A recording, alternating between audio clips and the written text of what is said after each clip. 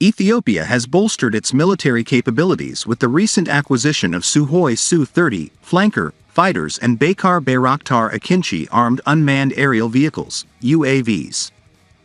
The Ethiopian National Defense Force, FDRE Defense Force, announced the arrival of the Su-30 on January 16, along with the undisclosed number of Akinci UAVs.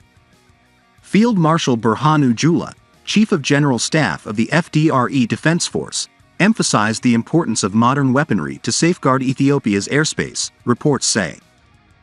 The Ethiopian Air Force, EAF, incorporated the Su-30K combat aircraft during a ceremony on January 16.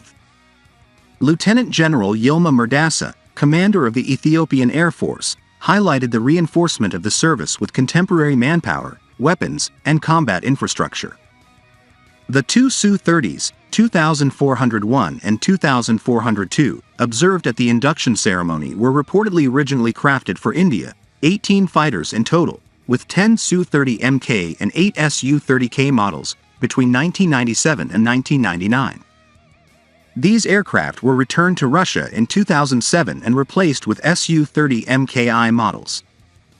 Stored for resale in Belarus in 2011, 12 were acquired by Angola in 2013 and upgraded to Su-30SM, enabling them to fire anti-ship and air-to-air missiles.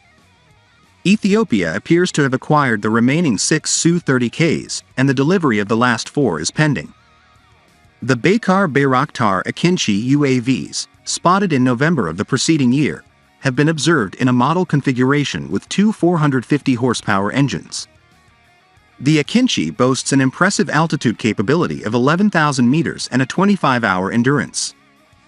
Equipped with underwing MAM-L missiles manufactured by Roketsan, these UAVs provide Ethiopia with advanced capabilities.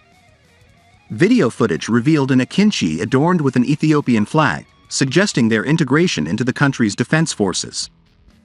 Since 2021, Ethiopia has been utilizing Bayraktar TB2S UAVs, in addition to Wing Long and Cosmo Hajar 6 UAVs acquired from China and Iran, against the Tigray People's Liberation Forces.